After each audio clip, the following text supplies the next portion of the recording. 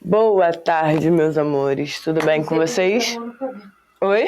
Não tem problema não. Eles sabem que a tia arruma pra eles. Tá bom o tamanho da letra? Tá. Seguinte, a gente teve um probleminha na plataforma, tá? Então, o material que foi subido hoje, que é em relação a sistema nervoso, provavelmente vocês ainda não assistiram o vídeo de sistema nervoso. Então, eu vou fazer uma aula hoje, a live de hoje é uma revisão em relação ao que a gente tem. Funções, neurônios, tá? Em relação ao sistema nervoso. Fala, Mica. Não, eu só tô... Tá pensando. Já que é mesmo. Boa tarde, Maria. Então, o que eu vou fazer? A gente vai fazer uma revisão de sistema nervoso. O vídeo já está liberado lá na plataforma para vocês, tá? O material já está lá liberado para vocês. Então, não tem desculpa para não estar com o exercício resolvido. O exercício já está lá. Eu vou fazer uma revisão em relação ao material que a gente vai utilizar na semana que vem, tá? Então, vamos lá. A gente fala um pouquinho aí de sistema nervoso. Qualquer coisa, só grita. Eu te grito.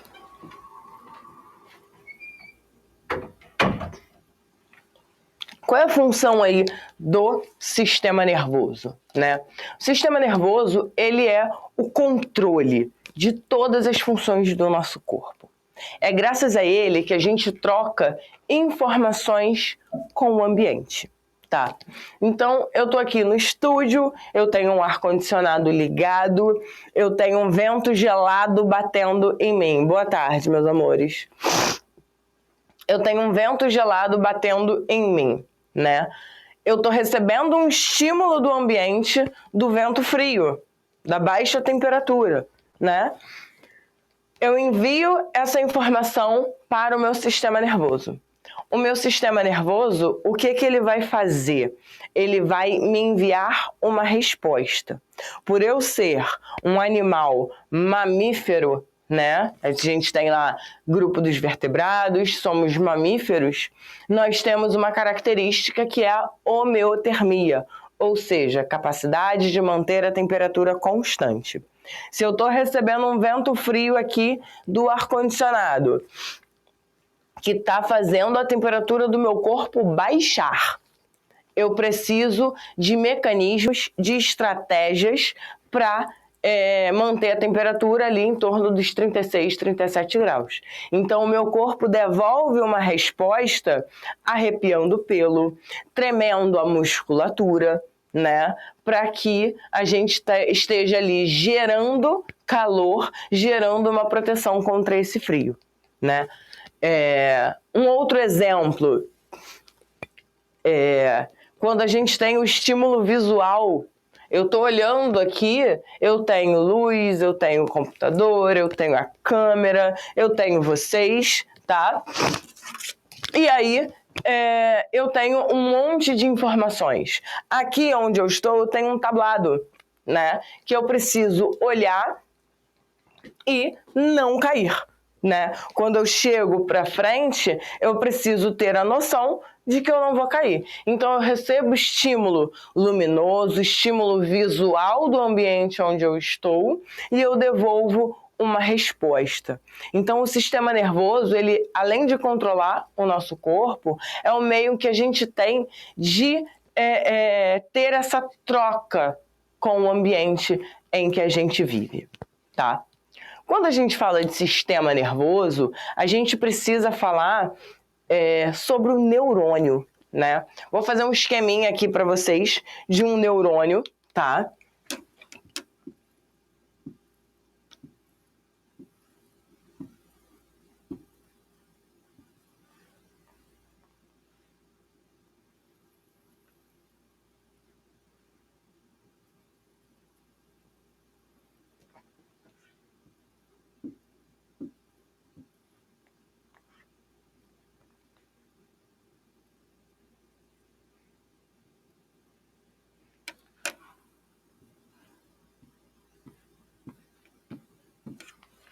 E aí, a gente tem um neurônio aqui, Onde eu tenho, nessa extremidade aqui, o núcleo, tá? Cada uma dessas pontinhas aqui é o que a gente chama de dendritos. Vou escrever aqui para vocês, para ficar mais fácil.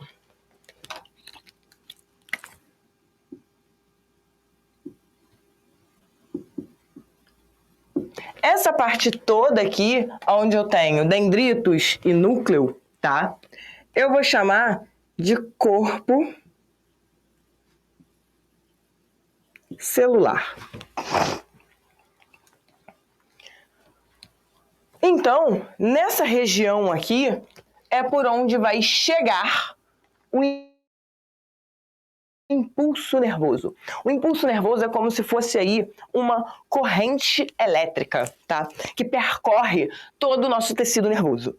Então, ele chega pelos dendritos, passa pelo corpo celular. Toda essa região aqui, a gente chama de axônio, tá? Então, meu amor, a produção de neurônios, ela acontece, né? A gente tem lá 3 folhetos embrionários, mesoderma, endoderma e ectoderma, onde a gente vai ter a formação do sistema nervoso, tá? E aí, Matheus, a gente já tem a formação dessas células nervosas, né? Só que se a gente não tiver... se a gente tiver alguma perda celular, se esse neurônio morrer, a gente não consegue produzir novos neurônios. Neurônio não sofre divisão celular, tá? Então, a gente não tem um processo lá, uma mitose, onde a gente vai ter novos neurônios.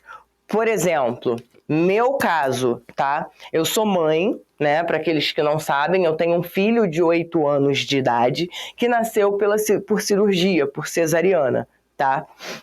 Vou chegar lá, Leonardo. Eu tive um corte abdominal para cesariana e nessa região onde aconteceu o corte, eu não sinto mais nada. Eu não sinto dor, eu não sinto toque, é como se ela estivesse constantemente dormente, tá?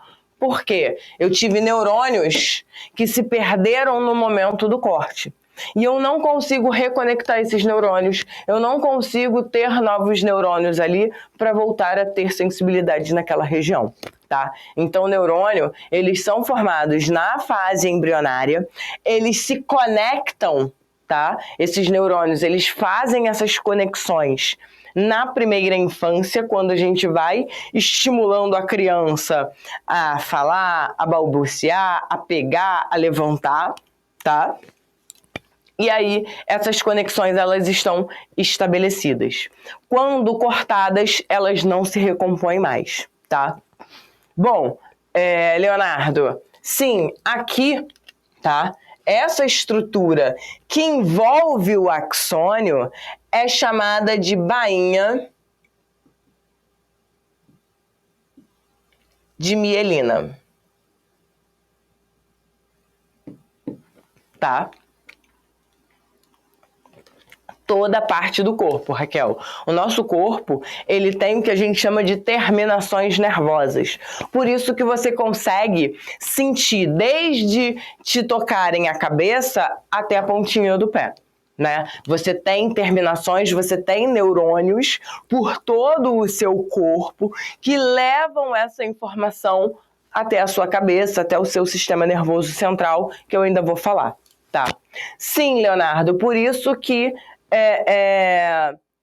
depende, Vitória. O AVC é acidente vascular cerebral, tá?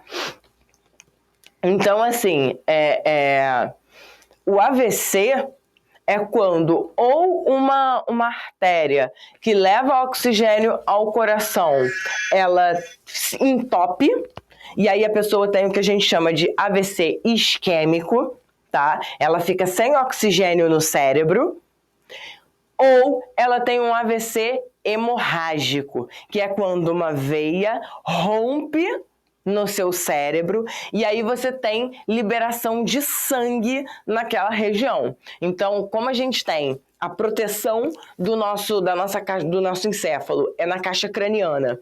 E eu tenho aqui, ó, deixa eu botar minhas coisas aqui no bolso. Eu tenho caixa craniana aqui.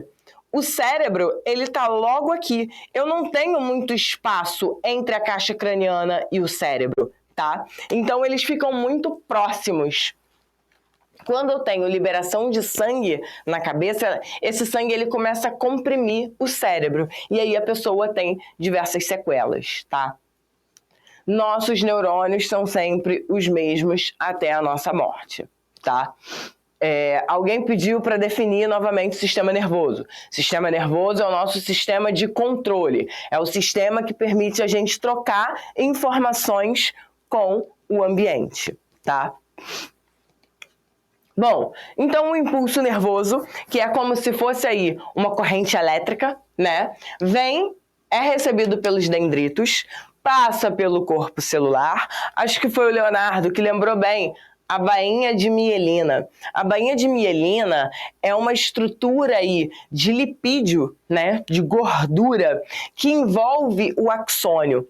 E ela não serve, Leonardo. Sim, vou chegar lá, tá, Vitória? A bainha de mielina, ela isola o axônio. Vamos pensar no fio do ventilador da nossa casa, né? Eu tenho fio de cobre, o fio de cobre é o axônio. A bainha de mielina é aquela capa de borracha que isola o fio e eu posso tocar sem tomar choque. Tá? No caso da bainha de mielina, além de acelerar a passagem do impulso nervoso aqui pro rabinho, que eu já vou dar o nome, ela mantém o impulso nervoso aqui dentro. A gente vai ver, né? Vocês vão ver que existe uma doença chamada esclerose, onde eu tenho lesões, machucados aqui na bainha de mielina. Então o impulso nervoso ele se perde e aí a pessoa começa a ter problemas para falar, problemas de força muscular. Ela vai ter diversos problemas aí porque o impulso nervoso ele não chega até o final para passar para outro neurônio, tá? Sim, Vitória, neurônio, quando morre, ele pode deixar sequelas, né? Quando é que a gente vai ter uma morte neurológica? Por exemplo, um acidente de moto, um acidente de carro, né? Não tem neurônio sem bainha de mielina. Se eles ficarem sem bainha de mielina, o impulso nervoso ele não passa, tá, Henrique? Vamos supor que eu tenha um acidente de carro, um acidente de moto, qualquer coisa assim. A gente vai falar sobre a medula espinhal que corre, ó, pela minha coluna vertebral. Ela é a minha conexão da cabeça com o restante do corpo. Se eu tiver uma lesão ali de neurônios da medula, eu perco essa conexão com as minhas pernas, por exemplo, ficando paraplégica. Eu posso perder a conexão, ó, do pescoço para baixo, ficando tetraplégica, tá? O uso de drogas também faz com que tenha perda neurológica, perda de neurônios, tá? Então, uso de drogas que a gente chama de depressoras, como álcool, como a maconha, tá? Elas fazem com que neurônios morram. E aí a gente vai ficando com um raciocínio cada vez mais lento, porque esse impulso nervoso não passa, tá? Vou chegar lá. Então, o Alzheimer, né? Ninguém tem ainda uma causa para o Alzheimer, se é uma perda de neurônios, né? Fato é que o Alzheimer, a pessoa começa a perder memória. É algum tipo de lesão que acontece na região do nosso cérebro que cuida da memória. Então, a pessoa começa a perder devagar, né, a memória. Começa a não lembrar um nome, aí daqui a pouco não lembra onde mora, né? Até chegar ao ponto de que a pessoa esquece como se anda, como se fala, como se come, né? O Alzheimer é uma doença degenerativa. Tem medicação que atrasa essas sequelas do Alzheimer. Mas ainda não se tem uma cura, não se tem exatamente uma causa para o Alzheimer, tá? Henrique, bainha de mielina. Não foi o Henrique. Henrique tá explicando para Raquel. A bainha de mielina, ela mantém o impulso, mantém a direção do impulso nervoso, tá? Ela é o fio que encapa o axônio, fazendo com que esse impulso nervoso passe aqui por dentro, tá? Para que ele não se perca, para que ele não se espalhe e aí a gente tenha uma perda desse impulso nervoso, tá? O impulso nervoso passou pelo axônio, eu chego até os terminais do axônio ou dendritos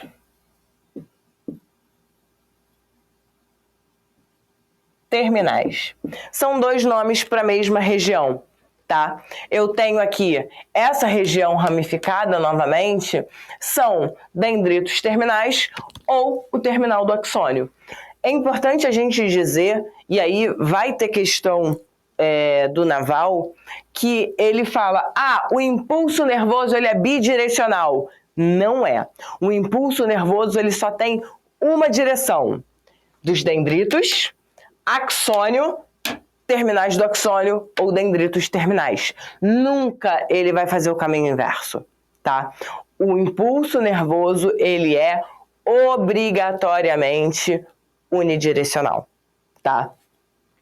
E são essas células aqui que vão compor o nosso sistema nervoso central e periférico, tá? Então a gente tem aqui, isso aqui é uma estrutura básica de um neurônio. As questões que eu vi de sistema nervoso que já caíram no Naval envolvem neurônio e identificação das estruturas, dessas estruturas aqui, tá? Então vai ter questão lá na lista de exercício de vocês para identificar a estrutura e me dizer ali qual a afirmativa que é verdadeira, aonde eu preciso que vocês entendam que o impulso nervoso ele só tem uma direção, sendo recebido pelos dendritos, passa para o corpo celular, axônio, ali por dentro da bainha de mielina, sendo passado pelo terminal do axônio ou dendrito terminal.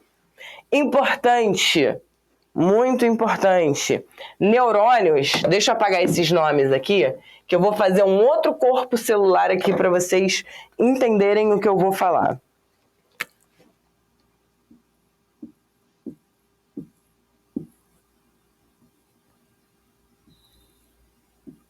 Vou fazer ele completo, não. O impulso nervoso passou aqui. Dendritos, corpo, axônio, dendritos terminais. Um neurônio nunca encosta fisicamente no outro. Eles ficam próximos, mas nunca unidos anatomicamente. Essa região aqui do meio é chamada de sinapse.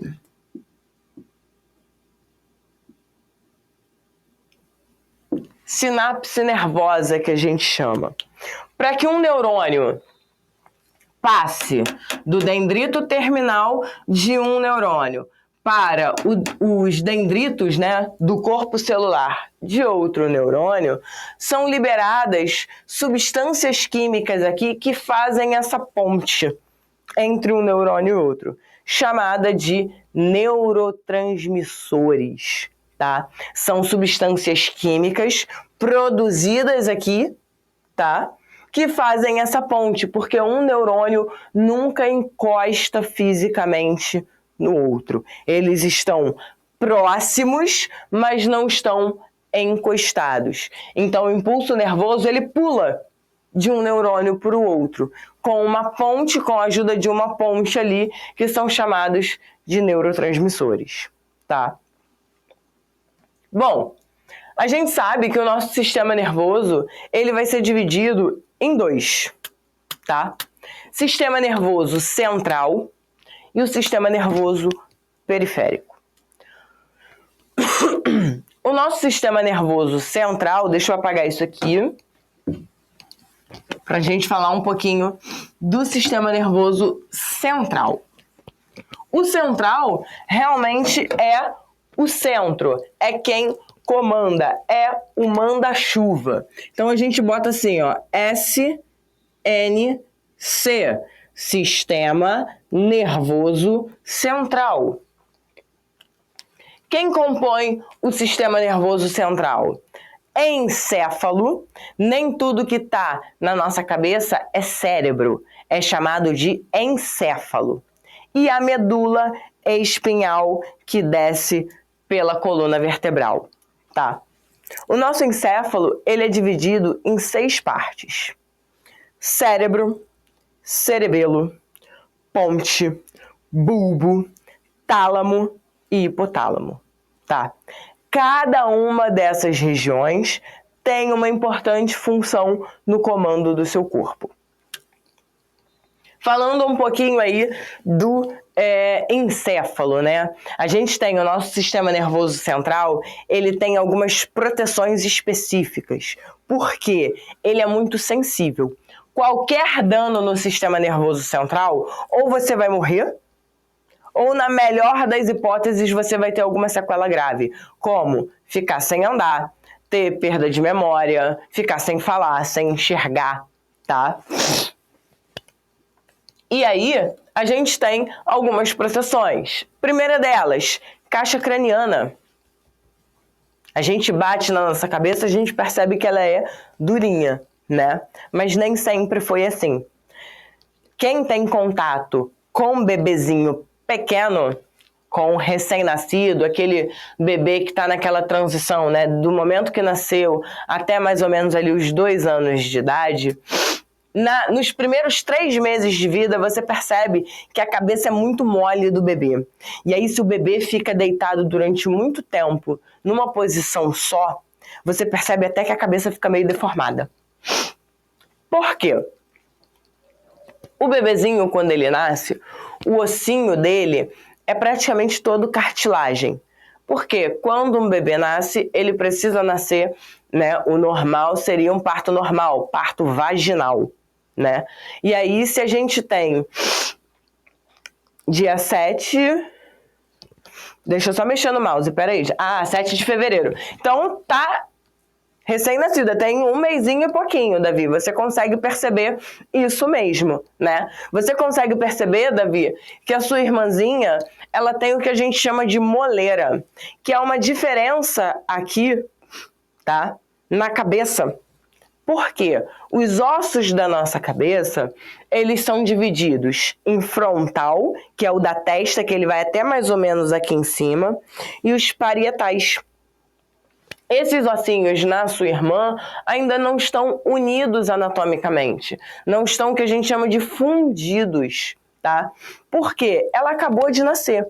E ao longo dos 2 primeiros anos, os ossinhos da cabeça dela vão se unir, tá? E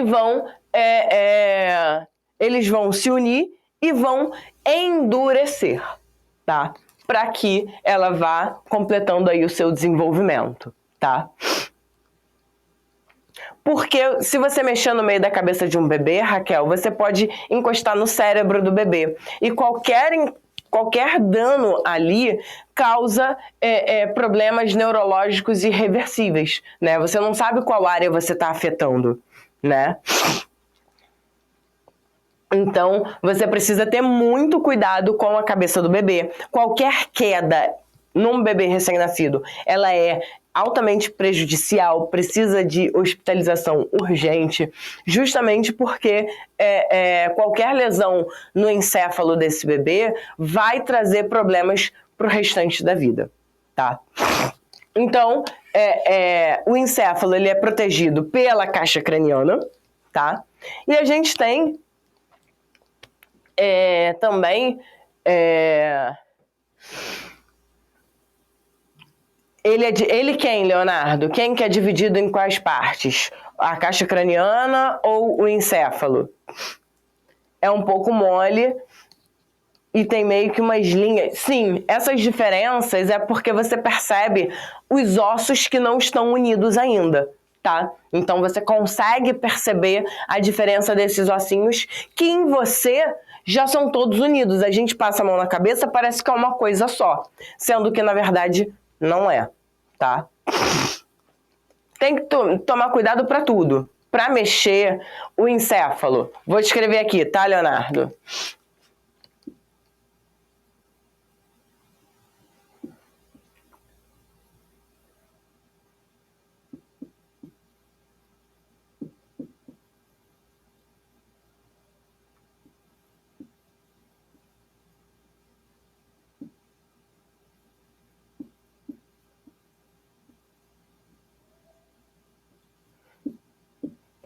Tá escrito aqui no quadro, tá?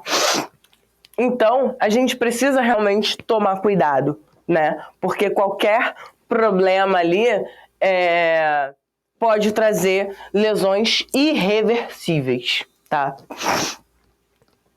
Então, a gente tem essa proteção da caixa craniana, que quando a gente nasce, ela vai se calcificar, vai endurecer para a proteção do nosso encéfalo. E a gente tem as meninges.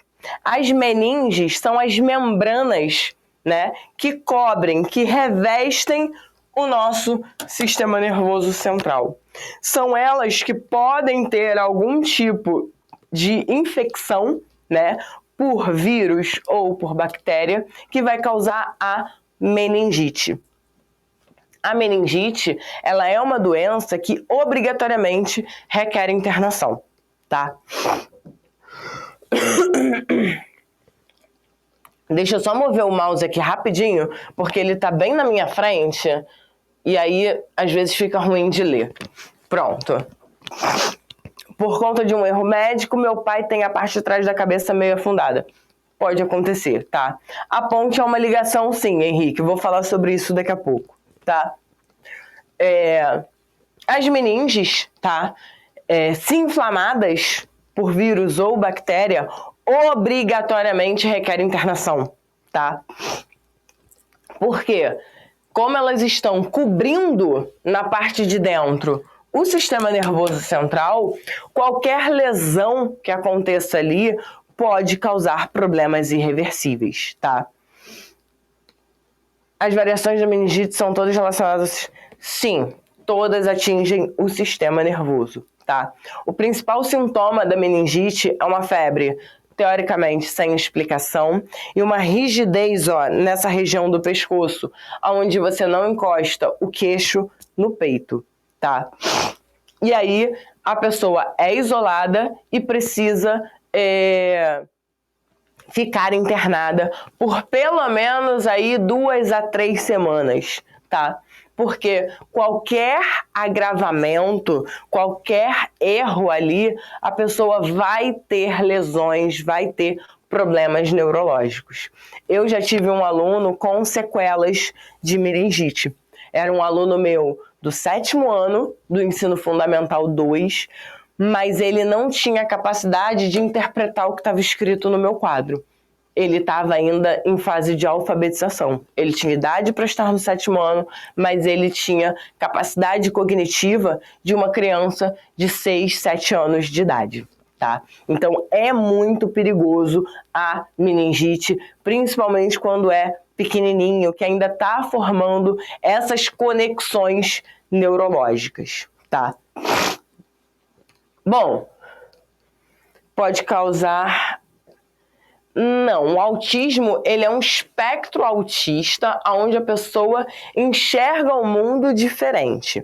Mas algumas lesões na meningite podem ser confundidas com algum tipo de autismo, porque a pessoa ela pode ter atraso no desenvolvimento, mas o autista ele tem algumas características peculiares que uma lesão de meningite não deixa, né? Como andar na ponta do pé, ter todo aquele estereótipo de sacudir a cabeça, de movimentos repetitivos, tá? o que pode acontecer que se assemelha é essa forma de aprendizado de ter que ser diferente, de ter que ser no tempo deles. Mas o autismo, ele é um pouco diferente das sequelas da meningite, tá? Bom, dentro do nosso sistema nervoso central, né? O cérebro. O cérebro, ele é a maior parte do meu encéfalo, tá? É ele que coordena funções como lógica, fala, intelecto. Importante a gente dizer que nosso cérebro, ele é um músculo, tá? Que tem várias conexões nervosas ali. Como todo músculo, ele precisa ser trabalhado. Como é que a gente trabalha o cérebro? Estudando, lendo.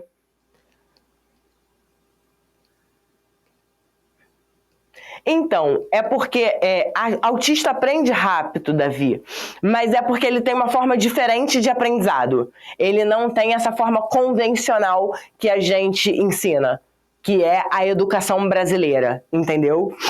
E depende muito do grau de autismo, porque quando é um autista verbal, que a gente chama,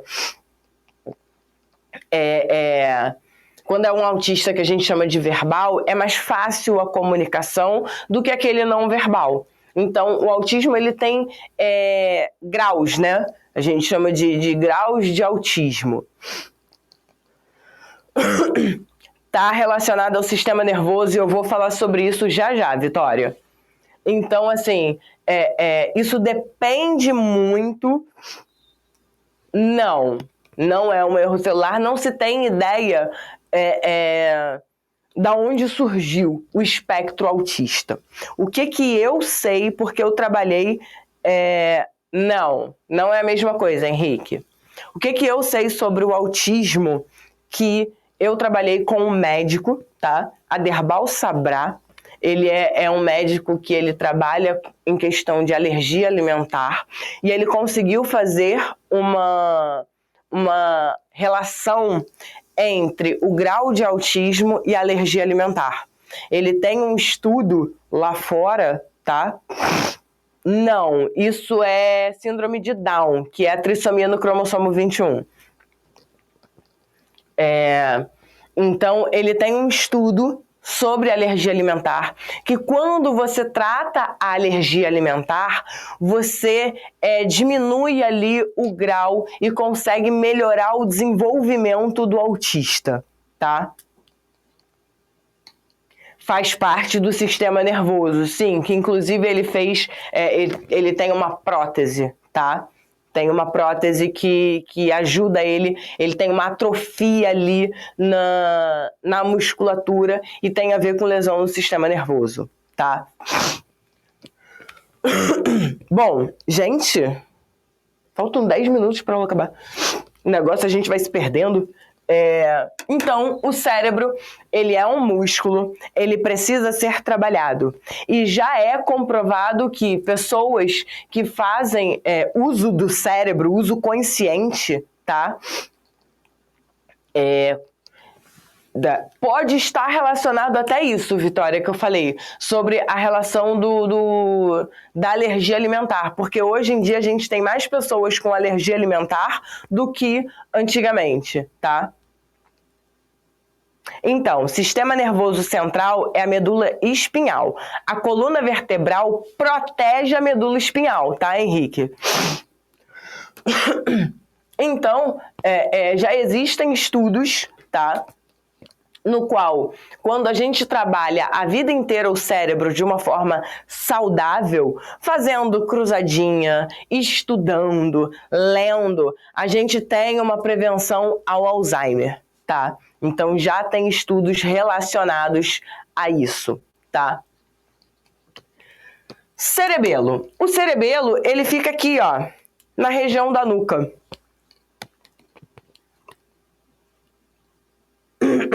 Sim, ele é maravilhoso. Eu conheço o filho dele, o Sabrá Filho, né? O Sabrá Filho dele é conhecido meu. Eu trabalhei na faculdade que ele estudou. E ele é maravilhoso porque ele, inclusive, eu não sei se tá aí ou se ele continua.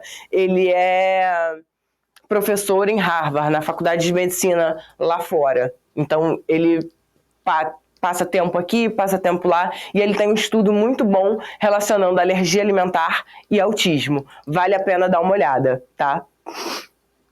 Ai, que bom, Vitória! Bom, o cerebelo, ele tá aqui na região da nuca, tá? E ele tá relacionado à nossa musculatura, nossa coordenação motora. É o tônus muscular, o quanto a gente aguenta ali a força, tá? E ele também é a nossa coordenação motora. Por que que a gente, Vitória, Raquel, a gente levanta e sai andando sem ter que pensar? Por quê? A informação de como se anda está guardada aqui, no cerebelo. Por que que quando a gente anda de bicicleta, a gente não precisa ficar pensando? Porque parte do equilíbrio da coordenação motora para andar de bicicleta está armazenada no cerebelo, tá? Também vale, Henrique, só não pode, assim, ultrapassar, tá? Porque a questão do videogame, ela ajuda, mas como tudo na nossa vida, a gente tem que ter parcimônia, né? A gente precisa ter limites, tá? Bom, então o cerebelo, ele cuida ali da nossa coordenação motora, tá? Tanto que andar a cavalo também, a questão do equilíbrio no movimento ao cavalo também, Raquel. Tanto que, se a gente perceber, um bebezinho, quando ele tá andando, ele parece um pato, né? Abre os bracinhos, empina a bunda, abre as perninhas e vai andando. Porque ele ainda não tem aquela informação do equilíbrio registrada no cerebelo. E é ali entre 1 ano, 1 ano e meio mais ou menos, que ele vai começar a fazer esse registro no cerebelo dele, tá? É por isso que você consegue, Gabriel. Se você perceber, Gabriel, quando você está tirando uma música nova, você fica naquela informação ali mecânica, né? Primeiro eu faço uma nota, depois eu faço a outra. Você não consegue colocar no tempo da música de imediato. Conforme você vai ganhando prática, você vai adquirindo um novo registro de coordenação motora daquela música específica. E aí você consegue acompanhar a melodia sem problema nenhum, né? A gente pode trazer isso pro TikTok, para as dancinhas que estão na moda aí, né? Ele armazena o que a gente aprende em relação à coordenação motora, Sofia. Se a gente for pensar aí nas dancinhas TikTok, hoje em dia, vai, pá, não sei dançar esse negócio aí não. Mas quando a gente tá aprendendo uma coreografia nova, você faz todo aquele negócio pensando, né, no que você tem que fazer. Depois que você aprende a coreografia, você faz a movimentação sem pensar em qual passo você tem que fazer depois, né? Então, toda essa questão de coordenação motora, do que você precisa fazer, qual é o próximo passo que você precisa dar, ou a próxima nota no violão que você tem que dar, ela fica registrada no seu cerebelo, né? E aí a gente precisa estar sempre praticando, porque senão, dependendo do que for, a gente acaba esquecendo, tá? A ponte. A ponte, ela faz exatamente essa conexão. Alguém falou aí que ela só faz realmente uma ponte. A ponte conecta o cérebro no cerebelo, porque o cérebro manda, o cerebelo executa, tá? Olha, isso depende muito, né? Isso depende muito, Henrique, do seu... Então, a gente pode dizer sobre pessoas com essa falta... Sim, são pessoas que não praticam, né? Esse armazenamento vai depender do seu empenho. Se você toca violão, Henrique, mas você só toca por 1 hora, um dia na semana, você vai levar mais tempo para armazenar do que o Gabriel, que pratica todo dia. Tá? Então, o tempo de armazenamento, ele vai depender do seu empenho em relação àquela atividade, tá? Pode afetar também, Raquel, ele afeta a memória, tá? A memória é que manda a informação pro cerebelo. Então, a gente tem informações armazenadas na memória, que está no cérebro, e também no cerebelo. Então, a gente começa no esquecimento, no problema de memória, tá? O que a gente pode dizer de pessoas com falta de coordenação? São pessoas que não estão praticando determinada atividade. Porque ninguém não tem coordenação para nada. Se eu não sei cortar um papel, porque eu estou cortando torto, né? Tá faltando a prática naquela função específica. Se eu não sei dançar, eu sou desengonçada, eu caio, dou nó nas pernas, é porque eu não estou praticando aquela atividade. Então, a gente precisa de empenho, né? A falta de coordenação motora é uma falta de prática.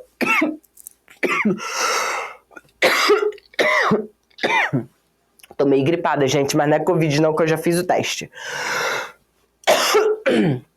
Então, essa falta de coordenação é a falta de prática em determinadas atividades, tá? Então, o Leonardo, o AVC, eu não consigo fazer uma relação com o Alzheimer. O Alzheimer, ele é uma perda de memória. O que pode acontecer? No AVC, tá? Eu posso ter uma área da memória afetada. Obrigada, Matheus. Eu posso ter uma área da memória afetada. Então, eu posso ter sintomas parecidos com o Alzheimer. Mas não é Alzheimer, é sequela do AVC, tá? Então, não é que deixa predisposta, mas eu posso ter um mesmo sintoma que o Alzheimer, que é alguma questão de esquecimento. Mas não está relacionado ao Alzheimer específico. São sintomas parecidos, mas causas diferentes, tá? Bom, o bulbo. O bulbo, ele fica aqui. Minha bisavó teve um AVC e agora tem problema de fala. Sim, porque a lesão do AVC, ela foi justamente aonde fica registrada no cérebro a informação da fala, né? O meu avô, ele teve um AVC antes de morrer. Meu avô morreu já tem quase 20 anos, tá? Esse ano, acho que faz 19 anos que ele morreu, se eu não me engano. E ele, antes dele falecer, ele teve um AVC, né? E ele ficou com o lado esquerdo dele todo paralisado. Por quê, né? O nosso cérebro, ele é dividido. O hemisfério direito e o hemisfério esquerdo. Quem controla o hemisfério esquerdo é o lado direito. Como ele teve um AVC do lado direito, a coordenação motora dele no lado esquerdo ficou prejudicada, tá?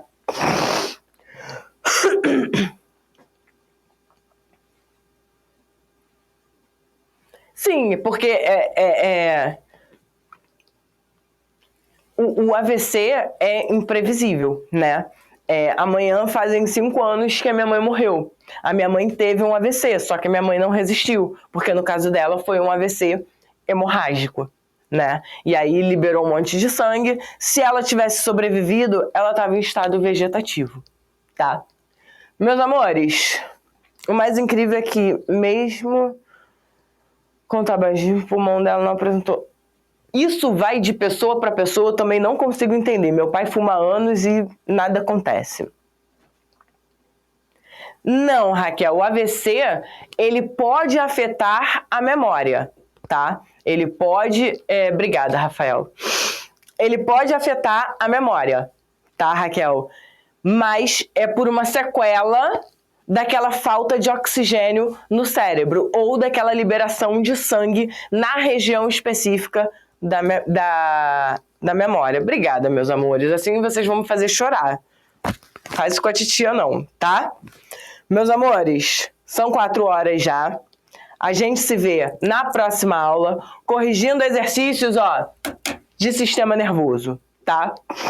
Tem como ocorrer, Henrique, só que não ao mesmo tempo. Se ocorreu ao mesmo tempo, chorou, tá? Anotem as dúvidas de vocês, porque na semana que vem a gente vai continuar falando de sistema nervoso na forma de exercícios. Tá bom? Um beijo, meus amores, e até semana que vem.